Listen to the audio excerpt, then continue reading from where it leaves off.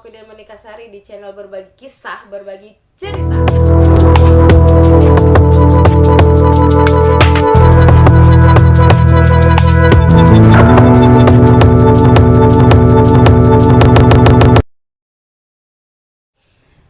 Oke guys, balik lagi bersama aku. Di video kali ini mungkin agak berbeda dari suasana-suasana video-video lainnya yang aku pernah sharing ke kalian, pernah cerita ke kalian, berbagi kisah dengan kalian. Ini akan berbeda, ini agak lebih sedikit melo-melo, sesuai dengan suasana yang agak mendung di luar. Tapi bukan melo yang kayak galau-galauan anak-anak sekarang lah, gitu enggak. Tapi pengennya melo, galau, tapi bisa nyampein sebuah pesan dan makna ke kalian. Nah, mungkin sedikit throwback ke belakang. Kalian mungkin bagi teman-teman yang udah nonton video aku yang pertama kali apa yang kedua itu, lupa deh pokoknya dah. Oke, banyak aja video yang udah dipostingnya padahal baru berapa seiprit ya kan. Nah, video yang pernah aku bilang, oh ya, di video yang pertama kali aku posting yang aku bilang kisah aku, cerita aku itu ada korelasinya dengan anak dan orang tua, anak dan sahabat, anak dan lingkungan. Nah, jadi gini teman-teman, di sini aku pengen nyeritain, berbagi kisah, berbagi cerita ke kalian. Semoga bisa mengajarkan kalian, bisa memberikan sebuah pemaknaan kepada kalian bahwa, dan pesan kepada kalian bahwa pentingnya menghormati, santun, menghargai orang tua, pepatah-pepatah orang tua, nasihat-nasihat orang tua, agar kita tidak salah melangkah dan efeknya tidak tidak membuat sesuatu yang merubah hidup kita tuh kayak ngerubahnya kayak gitu. Jangan sampai kalian ada di posisi itu. Dan Dian Monika yang kalian kenal hari ini, atau bagi teman-teman yang udah kenal Dian Monika dulu sebelum sakit dan setelah sakit, ini ya ternyata bagi teman-teman yang udah tahu ceritanya, silakan kalian sharing cerita yang pernah aku ceritain ke kalian sebagai ilmu guys, bukan sebagai yang mengajarkan kalian harus melakukan hal yang sama, enggak. Tapi ambillah yang positif, buanglah yang negatif. Nah, poinnya di sini adalah bagaimana cara kita menghargai orang tua. Terus efek apa kalau kita tuh, kalau bahasa Indonesianya tuh kualat ya, tapi kalau bahasa daerah di sini tuh bahasa Sambasnya itu tulah. Nah, sebelum aku menceritakan semuanya, ada satu tagline yang pengen aku sampaikan ke kalian. Mau seperti apa orang tua kita, mau sebejat apa orang tua kita, sebrengsek apa mereka, sebegajul apa mereka tetap orang tua kita guys. Kita tetap harus menghargai mereka. Ya, berbagi kisah, berbagi cerita dengan orang tua itu biasa kan kita ngelakuin hal itu, curhat, cerita, minta saran, minta nasihat. Tapi kalau ada orang tua yang mungkin bagi kita sebagai anak atau sebagai anak muda nih, Apa sih lu kolot banget? Apa sih lu kok begini? Keras banget sih. teman-teman, tagline yang harus kalian pegang tuh adalah apapun keadaan dia, siapapun dia tetap orang tua kita. Terlepas dia orang tua kandung, orang tua angkat, orang tua yang orang yang lebih tua dari kita wajib dan harus untuk menghormati dan menghargai mereka. Kalau kita berbeda pendapat biasa, tapi jangan sampai ada pertengkaran, apalagi main fisik ya. Jangan sampai di situ gitu. Nah, yang pengen aku cerita, kalian akan tahu siapa Dian sebenarnya. Kemarin kita udah lihat tuh episode siapa aku. Nah, siapa aku itu kan menceritakan tuh dari SD, SMP, SMA sampailah kuliah, bekerja, sampai ada di posisi yang sekarang. Nah, sekarang akan kita bikin video yang behind the scene. Siapa Dian sebenarnya? Bagaimana hubungan Dian dan keluarganya? Nah, sekali lagi aku mohon maaf untuk pihak keluarga, bukan untuk men-sharing atau membuka aib keluarga, tidak. Tapi di sini hanya berbagi kisah, berbagi cerita dari sudut pandang seorang Dian, dari apa yang pernah Dian lakukan, kenapa Dian sampai ada di posisi ini, kenapa Dian bisa mengidap penyakit yang bermacam-macam itu. Jadi tetap stay tune di sini, tetap nonton. Dulu Dian itu adalah anak yang patuh terhadap orang tuanya, cukup patuh. Kalau dibilang patuh banget mah enggak ya. Tetap ada tuh bentrok-bentroknya, ego-egonya, nggak mau dengerin tuh ada, egois nggak mau dengerin, nggak mau ngikutin almarhumah ibu. Nah, aku sama keluarga cukup intens kedekatannya, sampai aku memilih begini, daripada sama temen lebih baik aku sama ibu sama bapak atau sama kakak-kakak sama keluarga lah, intinya gitu, lebih ke family time daripada dengan teman-teman. Jadi satu sisi dari Dian yang cukup keras karakternya, keras kepala, agak egois, bukan lagi agak, emang egois ya. Teman-teman yang kenal aku dulu sampai sekarang tuh tahu Dian tuh egois orangnya, karena harap maklum ya guys ya, anak bungsu, jadi sedikitnya pasti ada lah egonya, keras kepalanya, keras hatinya, yang agak ya bikin, kalau bahasa Sunda teh geuleuh kadangnya, kesel gitu, gedek kelihatnya gitu. Nah tapi buat kalian adik-adikku, lah adik kayak orang tua bener-beneran gue ya. Adik-adikku, belajarlah dari kisah aku ini yang akan kita sharing di sini. Nah, jadi dulunya aku tuh cukup patuh dengan orang tua, ngikutin arahan orang tua, dan aku ngerasain tuh ketika aku patuh, aku jujur dengan orang tua, banyak hal yang aku dapatin, hal-hal yang menyenangkan, goals dalam hidup aku tuh kewujud tuh satu. Nah, ada di satu sisi aku tidak ingin menyalahkan siapapun. Di sini adalah berbagi kisah, berbagi cerita dari sudut pandang aku, dari aku yang mengalaminya, true story by Dian Monica. Nah, jadi jangan kaitan orang lain, jangan kaitkan kesalahan-kesalahan orang lain. Di sini tidak ada kesalahan orang lain. Di sini adalah semua yang terjadi atas keputusan dan mau serta kehendak aku sendiri ya guys ya. Nah, jadi singkat waktu lagi tuh dah. Singkat ceritanya, aku menjadi orang yang sedikit agak keras dan pembangkang setelah aku berusia 20 tahun guys. Nah, di situ tuh masa-masa aku kenal dunia. Aku udah kenal tuh pergaulannya begini, begitu, hitam dan putihnya pertemanan tuh udah, sampai aku ngerasa aku nyaman nih di sini. Percaya nggak teman-teman tuh yang sekarang bergaul, yang sekarang punya teman yang ngerasa nyaman sama temennya, yang dibawa ibaratnya ke arah yang ke kiri, terus belok lagi ke kanan, balik lagi ke kiri. Kalau untuk lurus mama agak susah ya anak-anak sekarang ya. Ada yang lurus ada, tapi kebanyakan tuh yang banyaknya ke arah yang kiri. Nah, pesan buat teman-teman yang masih di kiri, yuk nonton yuk, subscribe, like, dan komen video ini. Kita berbagi kisah, berbagi cerita, biar kalian tidak merasakan apa yang aku rasakan, bahwa pahitnya, perihnya, sakitnya azab Tuhan tuh benar-benar kalau nggak mampu, bukan berarti ngerasa diri mampu ya, enggak. Aku juga ngerasain perihnya tuh, perih banget. Nah, pada saat itu guys, aku ngerasa orang tua aku akan hidup sampai kapanpun, sampai nggak ada istilah kematian dalam hidup aku pada saat itu gitu. Nah, jadi karena belum ngerasain kematian, rasanya ditinggalin, meninggal tuh kayak apa sih, belum ngerasain. Kalau kehilangan nenek, kehilangan kakek, paman, tante, mungkin rasanya nggak terlalu yang kayak kehilangan nafas atau jiwa sebelah ya. Tapi kalau kehilangan orang tua tuh kayak dunia tuh kebalik gitu loh guys.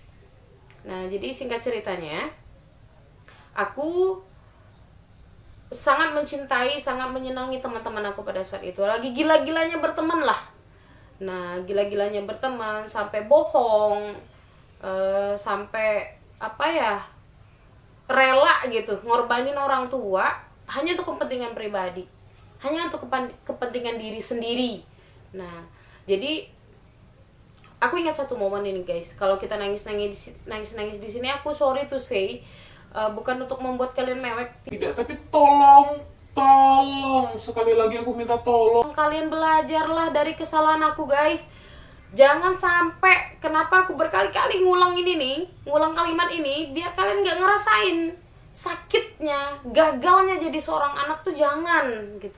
Karena nggak akan enak buat kitanya, nggak akan nyaman, nggak akan berkah, Tuhan tuh nggak akan ridho sama kita gitu. Benar, ridho Tuhan adanya di ridho orang tua, dan murkanya Tuhan ada di murkanya orang tua. Dan cobalah kalian telaah kalimat itu, benar nggak sih? Kalau mau ngerasain, coba aja, nggak apa-apa, coba aja. Lo kok emosi dia? Enggak, bukan emosi guys, tapi cuman pengen nekanin ke kalian tuh, buat adik-adik aku yang saat ini masih mencintai dunianya, masih mencintai teman-temannya, pacarnya tuh, jangan terlalu ikut lah gitu. Jangan terlalu ikut ke sana. Coba cintai diri kalian, cintai keluarga kalian, terlebih ibu kalian. Nah, jadi begini guys, pada saat momen itu pada saat itu tahun 2013, itu setelah event acara pernikahan di rumahku, karena kakakku yang paling tua tuh nikah pada saat itu, dan itu adalah fase dimana aku lagi gila-gilanya, lagi gila, yang nggak tahu dunia, bukan nggak tahu dunia ya, nggak ingat gitu, nggak ingat orang tua, nggak ingat diri sendiri, depanin temen aja, maunya temen diikutin, takut nggak punya teman tadinya tuh, takut nggak ditemenin tuh, kayak jadi bahan bulian ya, sebenarnya bukan dibully, enggak, tapi emang karena kebodohan diri sendiri aja gitu. Nah, jadi saat itu ibu tuh bilang, almarhum ibu aku bilang, Dian, boleh temenan sama si ini gitu, si A gitu, silakan, tapi ibu minta. Karena aku paling anehnya sendiri di saudaraku, aku bertiga bersaudara, kakak dan abang aku manggil ibu tuh ya ibu, kalau aku manggilnya mama atau umma kalau bahasa Sambasnya ya, dipanggilnya umma. Ibu aku bilang, Mama nggak mau Dian begini, orangnya tuh begini, insting seorang ibu. Teman kamu tuh begini gitu, nanti ibu khawatir kamu keseret ya, karena ibu kan dia tahu kita dari dalam perut ya guys ya, jadi gerak-gerik, tingkah laku, hati, perasaan anak tuh dia pasti tahu ya, kecuali ibu yang mati rasa lah ya, yang kayak buang anaknya itu, yang udah aduh nggak bersyukur banget sih jadi orang tua gitu kan. Nah, jadi pada saat itu dia mau menyampaikan itu, nanti kamu keseret, kamu begini. Aku bilang ke ibu pada saat itu, enggak lah Ma, nggak apa-apa, kan dia bisa jaga diri sendiri. Nah, terus ibu aku tuh punya ini guys, punya satu petuah yang aku tuh nyesel banget nggak ngikutin gitu. Kenapa aku nggak ngikutin sih omongan itu gitu. Dia bilang, dan ini berlaku dari zamannya kakak aku yang paling tua ya, kakakku yang pertama tuh, dia bilang, kalau bohongin ibu, satu kali aja bohongin ibu atau nipu ibu, kamu nggak akan berkah. nah ini petua untuk semua orang tua kayaknya ya, tapi ibu aku tuh lebih fakemnya ke situ, lebih tegasnya ke situ. Kalau kamu bohong, kamu nipu ibu, kamu nggak akan nemu kebahagiaan, nggak akan berhasil, sekolahnya nggak berhasil, kerjanya nggak berhasil, hidupnya nggak akan berhasil. Tapi pada saat itu tuh kayak ibaratnya kita tahu cerita itu hanya sekedar mitos gitu untuk aku, walaupun aku ngerasain sebenarnya guys. Nah, dari awal, dari orang yang mensupport semua kegiatan aku sampai aku dikirim ke nasional, internasional pun, beliau yang selalu support baik moral maupun material untuk aku, dan beliau adalah tameng untuk aku gitu. Nah, jadi guys, pada saat itu aku bilang, enggak lah Bu, enggak gitu kan, dia nggak akan gitu. Walaupun aku menolak pada saat itu, menolak kenyataan. Jadi pada saat itu kebetulan akad nikah kakak aku yang pertama itu tepat di ulang tahun aku guys, dan ternyata itu adalah ulang tahun terakhir aku bersama almarhum ibu. Nggak tahu, aneh aja, ketika ulang tahun tuh baru ngerasa setelah 9 tahun ini ya, oh ternyata ini ya pesan ibu, pesan terakhir dari ibu. Ketika hari ulang tahun aku, setelah acara beliau panggil, itu di ruang tamu di rumah, dipanggil, dipeluk, dicium, ya kayak biasa setiap aku ulang tahun juga seperti itu gitu. Dia bilang, Dian jadi pribadi yang lebih baik ya, kamu bisa kuat, kamu bisa tegar, ibu pesan kamu harus sukses. Lu kok sedih ya, jadi sedih. Iya insyaallah Dian sukses pastilah. Ego seorang Dian tuh gitu, karena ngerasa mampu secara daya pikir, mampu secara materi, punya power, karena punya tameng. Aku ngerasa aku punya tameng, om, tante, bapak, ibu. Aku tuh ngerasa punya orang-orang sekitar aku yang hebat-hebat gitu. Jadi ngerasa big headed, bisa besar kepala sendiri gitu. Singkat ceritanya, di bulan Mei beliau mengunjungi aku di Pontianak. Pada saat itu aku udah di semester akhir kuliah, dan aku udah menyelesaikan salah satu studi aku gitu, di posisi ya lagi skripsi lah, lagi genting-gentingnya skripsi, menjelang skripsi lagi setelah sempro, seminar proposal tuh buat mahasiswa pasti tahu tuh kan sempro apa gitu kan. Nah, jadi Dan aku saat itu sudah bekerja guys, freelance di salah satu perusahaan pialang terbesar pada saat itu di Pontianak. Nah jadi bekerja di situ, sebenarnya pada saat itu tuh ibu udah sakit.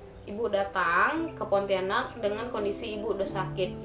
Aku tuh memang menderita diabetes mellitus yang cukup berat gitu, cukup berat, tapi kita hanya menganggap udah biasa aja gitu kan. Abang aku yang selalu cover ibu, jaga ibu, nemenin ibu ke rumah sakit, nemenin ibu perawatan. Aku hanya menemani ibu di sisa-sisa hidupnya aja, dan itu nggak puas banget guys, nggak puas. Sampai hari ini kalau bahasanya tuh, kalau ada uang segepok gitu, bermiliar-miliar uang aku, beratusan miliar, saat ini kalau untuk mengganti nyawa ibu, untuk ibu duduk lagi di sini tuh nggak akan mungkin kan. Nah jadi sampai di situ guys, rasa penyesalannya kalian bisa, mudah-mudahan sampai rasanya yang aku rasain ini ke kalian sebagai pesan untuk kalian dari kakak nih, dari kakak sih, mau ngerasa muda aja ya, dari kakak ibu yang pengen nyampein ke kalian bahwa apa yang aku lakukan itu adalah salah, belajar dari kesalahan orang lain guys. Nah jadi singkat ceritanya gitu, sampai satu titik waktu itu makan siang, ibu telepon, dia tolong beliin ibu makan siang, sama beliin ibu air tahu, susu kedelai. Iya bu, Dian pulang nganterin. Teganya seorang Dian pada saat itu guys, cuman bawa kresekan makanan, satu box makanan gitu, sama es susu kedelai itu.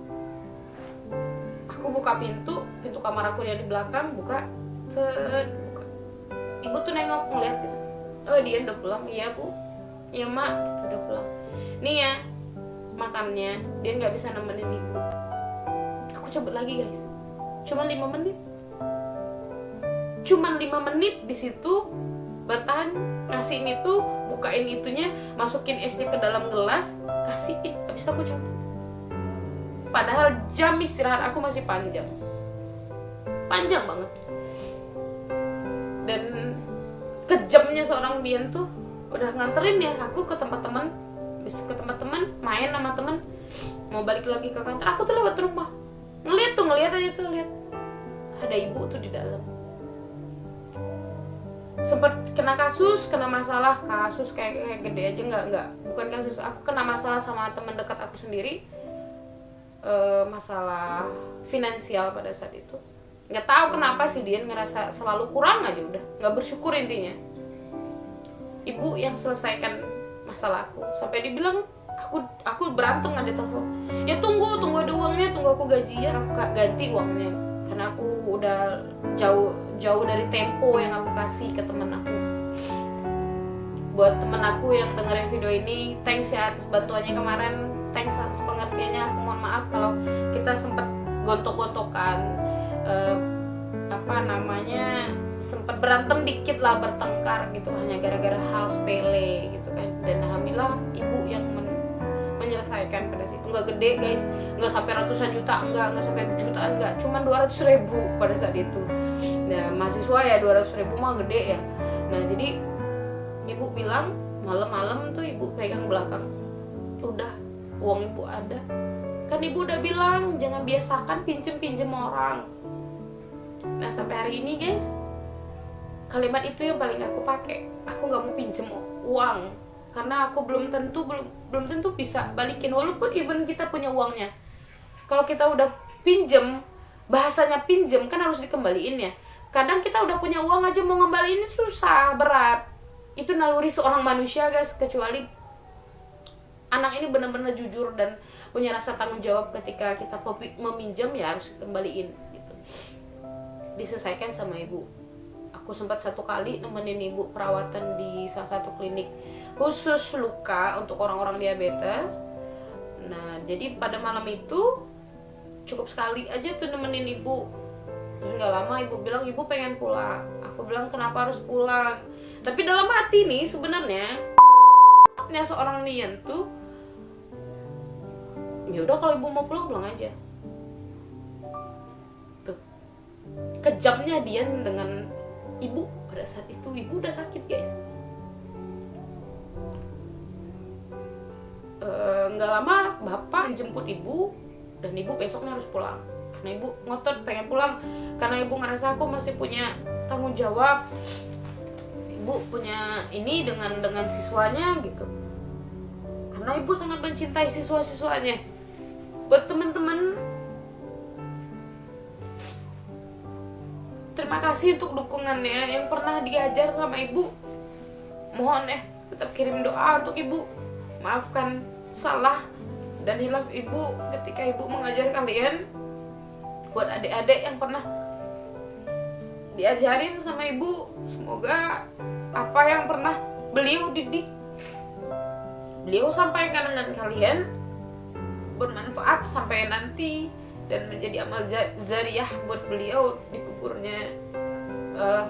Aku sebagai anak mohon tetap doakan ibu yang terbaik, semoga ibu tenang di sana, ditempatkan yang layak sesuai amal perbuatan beliau, ya kan. Tapi malamnya mau pulang, di kondisi aku lagi kerja pada saat itu. Aku minta izin untuk cuci kaki ibu pakai obat, itu pakai cairan infus, dibersihin tuh lukanya. Sakit ya bu? Aku bilang sakit ya mak. Enggak, kakinya udah nggak berasa. Padahal itu sakit banget loh guys. Lukanya tuh dari sini nih, ibarat dari sini tembus sampai ke sini, ya sekitaran 5-6 cm gitu, lubang yang dibolongin kakinya tuh, dikeluarin daging-daging yang udah membusuk tuh, dibuang tuh. Singkat ceritanya gitu, dia mau berangkat kan, mau pulang ke Pemangkat gitu. Jadi bu ganti celana ya, aku mengganti baju ya. Iya, ibu pinjem ya piyamanya dia, dan aku masih simpen piyama itu. Dan itu adalah piyama pertama kali ibu beliin aku ketika kita tahun 98. Aku pertama kali jalan ke Bandung, ke Bogor, karena ada acara keluarga pada situ sama ibu. Dibeliinnya di Pasar Baru. Pasar Baru apa-apa gitu di Bogor, aku dibeliin tuh gambar kelinci warna pink. Jadi dikasih lah, aku kasih. Aku bilang, ibu celananya digantiin ya. Seharusnya gak malu ya kan sama anak sendiri, tapi ibu aku tuh pemalu guys. Dia bilang, enggak ibu malu. Enggak apa-apa bu, ganti ya. Aku gantiin pakaiannya. Singkat ceritanya besoknya, sebelum besoknya tuh mau pulang, aku nganterin ibu sampai ke depan karena ibu harus dipapa, udah nggak bisa jalan sendiri. Datang sehat, pulangnya sakit guys. Dipapa ke mobil, naikin ke mobil, ibu pun udah mau berangkat. Aku bilang, bu, Den pengen salaman. Aku salaman sama ibu tuh kecup kening aku. Dia bilang, jangan tangisin, ibu pergi ya. Ibu sehat, ibu pulang, dia jaga diri ya di sini. Masih berasa guys, panas badan beliau, hangat dekapan beliau tuh. 9 tahun ini masih berasa kenceng banget, masih berasa sampai hari ini tuh masih berasa. Terus ya aku habis itu ibu berangkat, aku lari ke kamar nangis gitu, kayak nyesel, kenapa ya, kok ada apa sih dengan ibu, mudah-mudahan nggak ada apa-apa. Aku ciumin tuh baju yang tadi dipakai, yang aku gantiin, sampai hari ini aku masih simpen guys, itu masih bau keringat walaupun udah kemakan waktu ya, kan udah 9 tahun ibu pergi gitu. Singkat ceritanya, kebesokannya lagi, seminggu setelah itu aku sama abang pulang gitu, jagain ibu gantian di rumah sakit.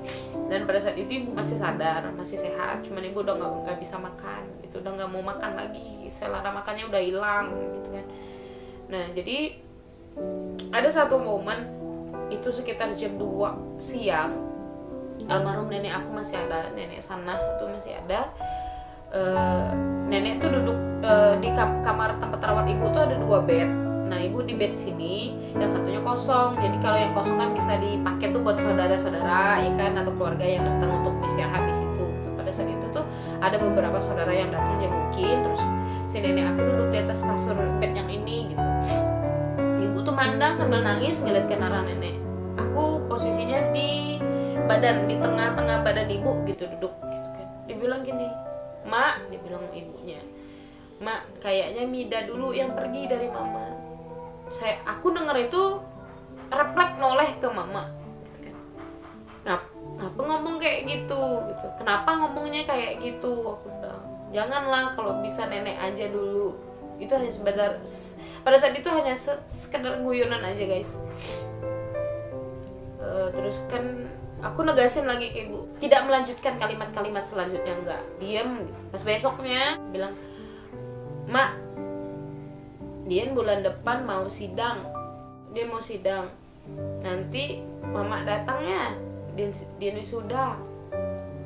Dia bilang, "Enggak, kalau mama nggak datang, kakak kan ada, kakak yang akan nampingin Dian wisuda." Aku bilang, "Enggak lah, Dian maunya mama yang datang, mama yang hadirin wisuda Dian, kan Dian wisuda jadi guru, Dian wisuda jadi tenaga pengajar, Dian udah sah pakai titel sarjana pendidikan yang mama mau, dia ambil jurusan ini kan karena mama." Beliau bilang, "Mama udah gak punya waktu banyak, mama cukup bisa doakan Dian. Nanti mama pun susah, kalau mama Anda pun mama susah, mama gak bisa jalan lagi." Aku bilang, "Kan pakai kursi roda, gak apa-apa, dia gak malu, mama datang ya." Dia bilang, enggak katanya, "Biar kakak yang hadir." Dan bener guys,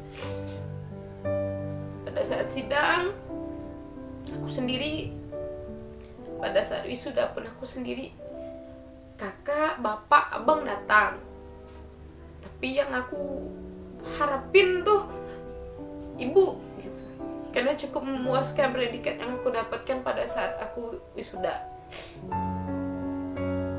Ketika itu yang bikin sedihnya lagi, beliau meninggal tepat di 1 bulan sebelum aku wisuda, sebagai seorang anak yang sah menggunakan titel sarjana pendidikan dan punya hak SIM, surat izin mengajar. Kalau di dunia pendidikan itu akta. Aku berhak mendapatkan hak untuk mengajar, izin untuk mengajar, mendidik anak-anak bangsa pada saat itu. Cukup satu kebanggaan untuk aku bisa mewujudkan mimpi ibu gitu kan. Nah, tapi dengan ibu meninggal di tanggal 29 Mei 2013 pukul 17:15 guys, ibu pergi dan Allah kasih izin aku untuk melihat nafas terakhirnya.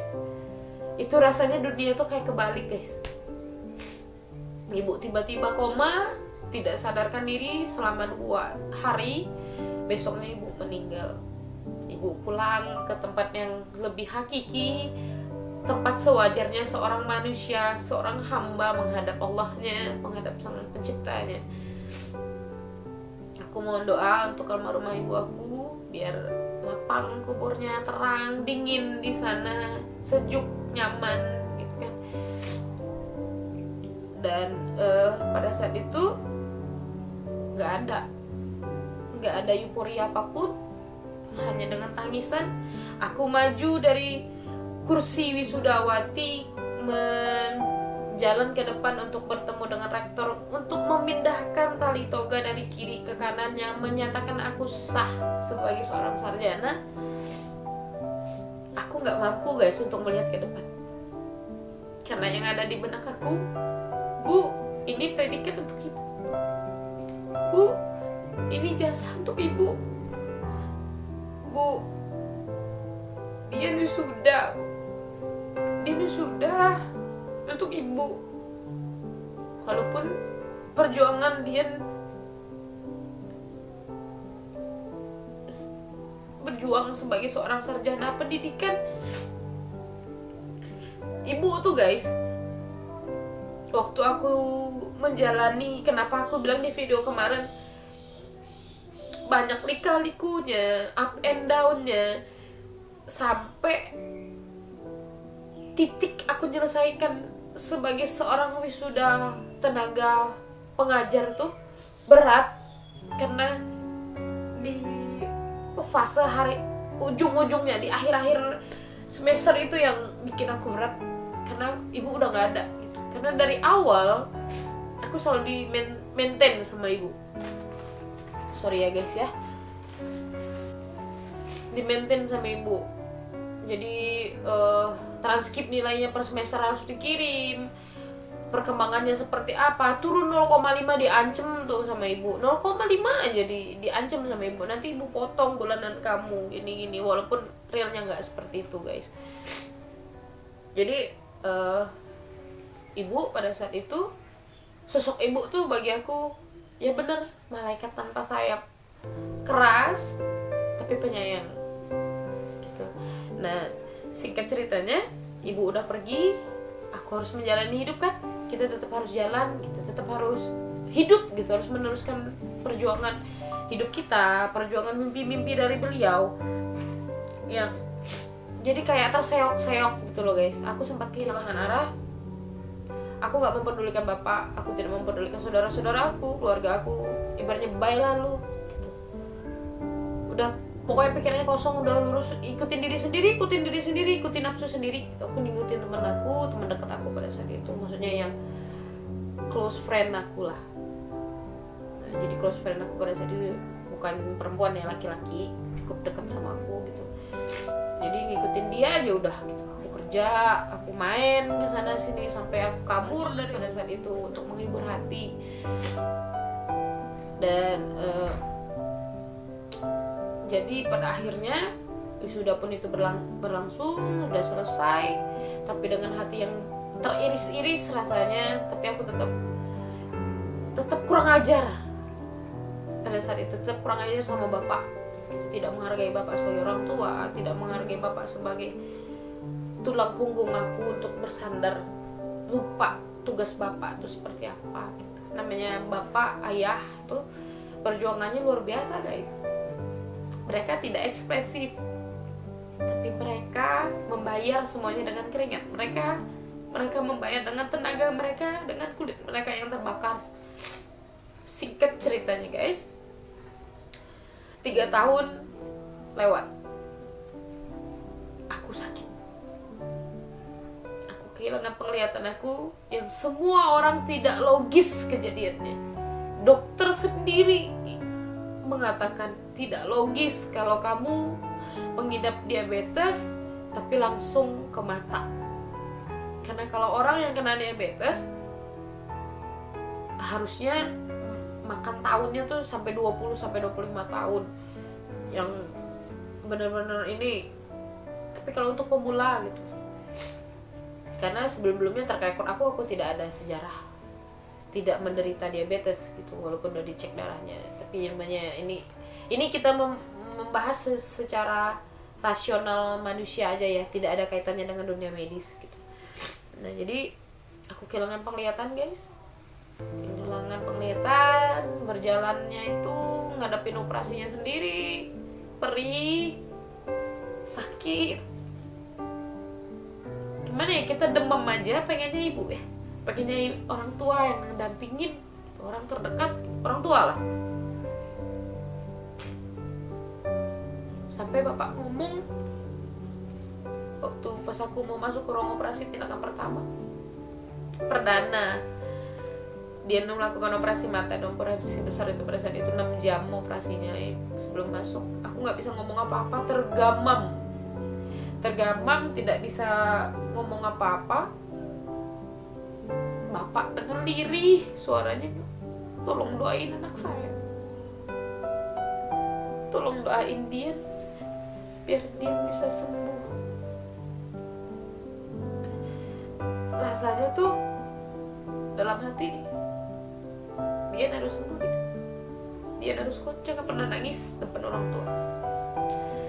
Dan informasi untuk kalian guys, selama aku sakit mata dari awal divonis sampai 2 tahun pengobatan tuh aku nggak pernah nangis, karena aku tahu di situ ada pengorbanan bapak, ada pesan dari ibu, dia bukan anak yang manja, karena aku dididik oleh almarhum ibu juga cukup keras, harus jadi orang yang mandiri. Umur 8 tahun disuruh traveling sendiri, berangkat naik pesawat sendiri. Bayangin aja di usia itu, umur anak 8 tahun disuruh naik pesawat sendiri, cuma diantarin di depan lobi bandara, check in sendiri, apa segala macam sendiri. Jadi dari situlah dia berangkat. Jadi karakter yang keras, karakter yang gak mau kalah gitu orangnya. Nah, jadi singkat ceritanya guys, balik lagi pada saat itu setahun setengah menjelang 2 tahun aku terkena tumor rahim. Kalau dirunut, ditarik, di-trigger gitu tuh, kenapa sih si dia nih bisa kena tumor rahim? Ya, secara medis bisa dipelajari, karena ibaratnya tuh aku 1000 dibanding 1 dibanding 1000 orang, hanya 1 orang yang kena kasus itu gitu. Karena aku pada saat itu mendapatkan haid pertama aku di usia 8 tahun, dan ibaratnya sasaran tembak orang tuh 10 kali shoot baru kena, aku tuh 3 kali udah kena. Nah, ditambah tadi pola makan, pola hidup, balik lagi ke pola makan dan pola hidup yang pernah aku sharing di kalian di video sebelumnya. Jadi baru ngerasa tuh kena tumor rahim, aku diambil hak sebagai perempuan yang aku kehilangan mata mah nggak apa-apa gitu, masih punya harga nih, masih punya sesuatu yang bisa aku perjuangin nih, aku bisa ngelahirin. Dan ternyata Allah berkehendak lain. Kenapa aku kena tumor rahim? Karena aku punya masalah dengan hubungan aku dengan keluarga yang sedarah, yang serahim, ibu terutama. Pada awal aku bilang di opening tadi, aku bilang ketulah kualat sama orang tua, karena aku nggak patuh sama orang tua, aku kurang ngajar sama orang tua. Saat ini guys, kalau aku punya harta banyak pun pengen banget rasanya gitu, beli, kalau boleh ditukar atau tukar dengan nyawa aku sendiri, aku pengen tukar biar ibu ada di sini. Karena bapak butuh ibu, kakak butuh ibu. Pengen tukar nih sama nyawa sendiri, tapi nggak bisa kan. Sama aja aku ngelawan kodrat Tuhan, aku ngelawan apa yang menjadi ketentuannya. Kalaupun ibu hidup hari ini, mungkin ibu nggak sanggup, karena lihat aku sakit, lihat aku masih sendiri saat ini lah, masih curhat aja dia, masih sendiri, bertahan dengan satu mata, dengan keterbatasan. Aku kehilangan pekerjaan, aku kehilangan semua hal yang bisa aku lakuin. Jadi mulai dari itu tuh, dari awal sakit aku nggak pernah ke makam ibu guys, nggak pernah. 7 tahun kurang lebih aku nggak pernah ke makam ibu. Ke makam ibu lagi tuh kemarin lebaran, itu juga maksain diri banget, kasian sama abang dan ponakan aku yang kecil, Resa, yang giringin aku naik ke gunung. Kalau di Pemangkat tuh makamnya di gunung ya, dan ibu tuh di atas, paling atas sekali. Dan pertama kali lihat makam ibu tuh kayak bom waktu tuh. Akhirnya bisa nyampe di sini bu. Aku cuma bilang, bu, dia datang, dia main ke rumah ibu, tapi kondisi dia udah berbeda. Doain dia bu, dia sehat, dia sembuh, dia bisa lalui tahapan-tahapan operasi, tahapan-tahapan pengobatan. Dia gak mau jadi beban bapak, dan gak mau jadi beban abang, dan gak mau jadi beban teman-teman dia dan lingkungan dia bu. Dia di kelas, aku bilang, dia di kelas, dia terido, dia cuma butuh doa ibu. Aku yakin dan percaya itu ibu denger. Pesan untuk kalian yang masih orang tuanya masih lengkap, muliakan orang tua kalian, kalian akan dimuliakan Allah. Jadikan ibu kalian raja, maka rezeki kalian seperti raja-raja. Dan kalaupun ada, jangan gengsi untuk peluk, cium, ungkapkan kalimat sayang kalian dengan beliau. Kalau beliau telepon diangkat ya guys, kalau beliau chat dibales. karena hal itu yang akan kalian rindukan ketika beliau udah gak ada nanti. Sekali lagi aku minta maaf, bukan untuk pencitraan atau apa. Ini hanya berbagi kisah, berbagi cerita dari true story dari Dian Monica. Siapa dia sebenarnya, apa yang pernah dia lakuin. Ada korelasinya sama video yang kemarin. Ada korelasinya. Ini yang aku jawab, hubungan aku dan orang tua gitu. Jadi apa yang kita lakukan hari ini guys adalah investasi kita dari masa lalu. Apa yang kita tanam, ya namanya nanam, kayak bukan nanam sayur ya, tapi kayak nanam ini, kayak nanam apa, pohon mangga gitu, kayak pohon duren gitu kan. Ditanamnya tuh 6-7 tahun ke depan kita baru dapat hasilnya. Ya, investasi jangka panjang. Begitu juga dengan penyakit, apa yang kita makan hari ini 10 tahun nanti kita akan ngerasain efeknya. Begitu juga dengan apa yang kita pernah lakuin, apa yang pernah kita lukakan, nanti mereka, iya, mulutnya gak berbicara guys, tapi ketika mereka sujud, mereka mengadukan apa yang pernah kita lakukan, itu yang lebih tajam. Lebih baik digampar, kita gampar sekalian gitu. Kalau berantem, tonjok-tonjokan, tampar gitu, itu lebih mending ketika dia diam, senyum, tapi dia sujud sama Allah, dia minta sama Tuhan, dia bilang, kamu yang lebih berhak ya Allah untuk menghukum orang itu. Bahaya guys. Doa orang yang teraniaya, doa orang yang kita sakitin perasaannya, doa orang yang kita lukain perasaannya. Dan kalau bisa untuk minta maaf saat ini, aku hanya bisa nyampein sama Allah, ya Allah titip salam untuk ibu, sampaikan mohon maaf aku sama ibu. Dan saat ini nyesel banget pernah kasar sama orang tua, sama bapak ya. Sampai hari ini tuh masih kebayang perjuangan bapak nemenin aku berobat di Bandung. Orang yang pernah aku bilang waktu itu masalahnya bapak mau nikah, aku yang paling keras melarang. Dan aku bilang, ngandelin nafsu doang, gak pikirin ibu. Aku selalu bilang itu, pengennya membela ibu, tapi ternyata aku salah posisi, salah langkah, salah ucapan. Oke guys, itu sedikit cerita dari aku tentang bagaimana aku dengan ibu dan apa yang aku dapetin. Ingat, sekali lagi aku mohon banget sama kalian, aku mohon sekali sama kalian, mau seperti apa orang tua kita memperlakukan kita, itu hak mereka. Dan ada yang lebih berhak untuk menghukum mereka, bukan kita. Telan rasa itu dalam-dalam, telan itu guys, simpan di sini, jangan sharing ke siapapun kalau kita ngerasa nggak suka sama orang tua kita. Karena gimana pun darah kita berdiri hari ini nggak lepas dari peran mereka guys. Kalau nggak ada mereka, nggak ada kita. Jangan kita loyal terhadap teman, jangan kita loyal terhadap orang yang baru kita kenal, tapi kita tidak pernah menghargai siapa orang tua kita.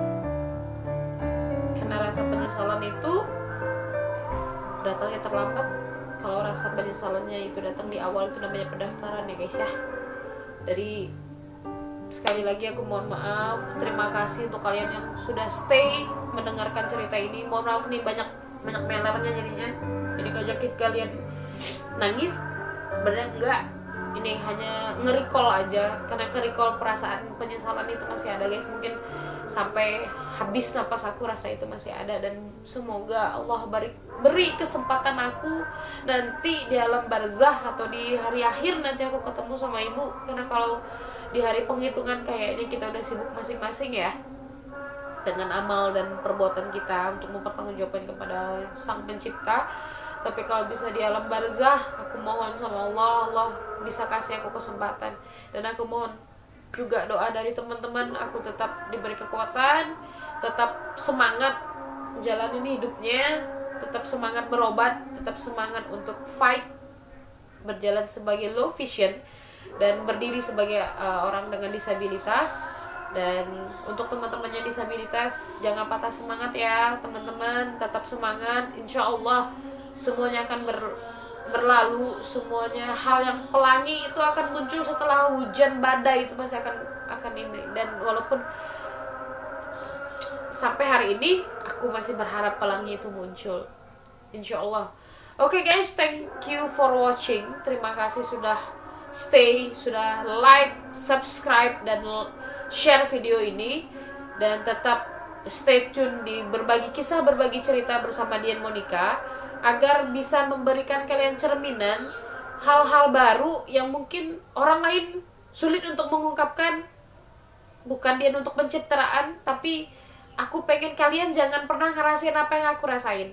Karena kisah kita, cerita kita jelas akan berbeda, tetapi hal ini akan menjadi panduan untuk kita dari kesalahan orang lain. Dan belajarlah dari kesalahan orang lain, karena kesalahan orang lain adalah guru terbaik dan hal yang gratis tapi bermakna untuk diri kita sendiri guys. Terima kasih. Assalamualaikum warahmatullahi wabarakatuh. Sampai jumpa.